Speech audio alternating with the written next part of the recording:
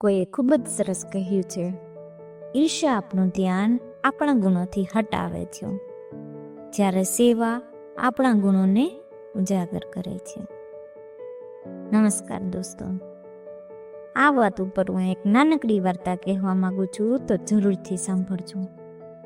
જંગલમાં મુનિ તેના પરિવાર સાથે રહેતી હતી. એ બાળપણથી જ સમજદાર અને દરેક કામમાં આગળ રહેતી હતી.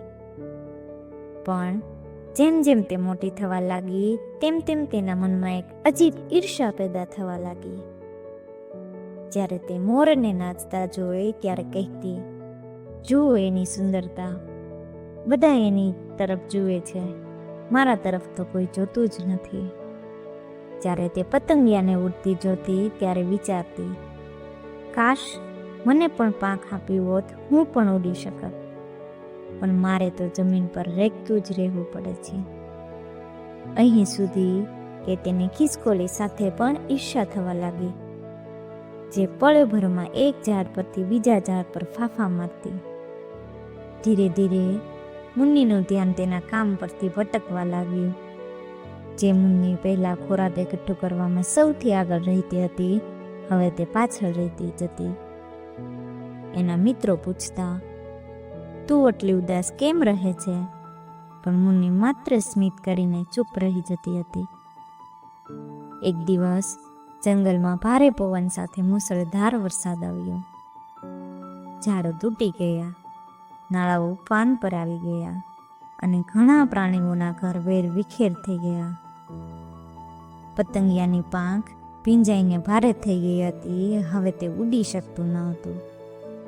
ખિસકોલીનું ઝાડ પડી ગયું હતું અને એ ધ્રુજતી જમીન પર બેઠી હતી.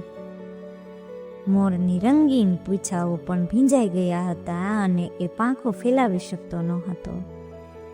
જંગલમાં અફરાતફરી મચી ગઈ હતી.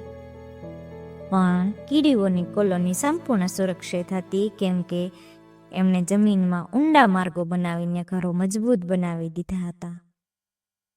મુનિએ આ સ્થિતિ જોઈ તો એના અંતરમાં કંઈક તૂટી ગયું અને એ વિચારવા લાગી, જેઓની હું ઈર્ષ્યા કરતી હતી આજે બધા મુશ્કેલીઓમાં છે, શું હું એની મદદ કરી શકું?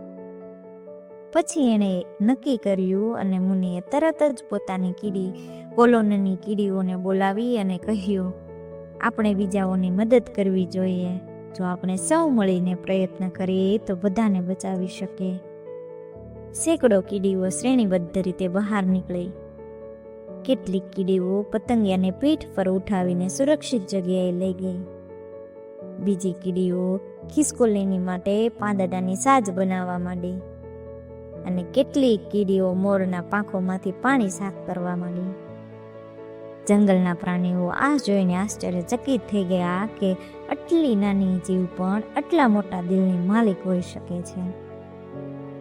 જ્યારે વરસાદ બંધ થયો અને સૂરજ નીકળ્યો ત્યારે પતંગિયું, મોર અને ખિસકોલીએ મુનિનો ખૂબ આભાર માન્યો.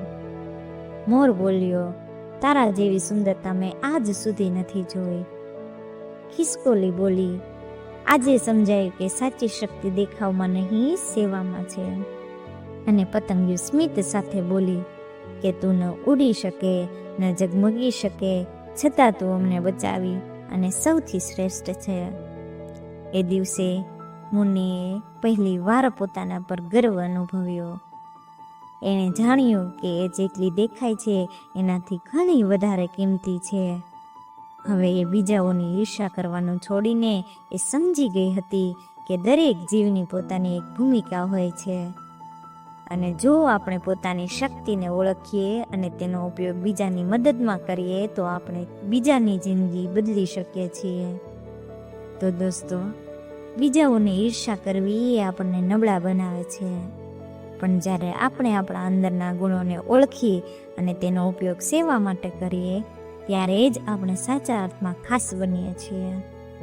નાનું હોવું કમજોરી નથી, જેમના દિલ મોટા હોય છે એ જ ખરેખર મોટા હોય છે.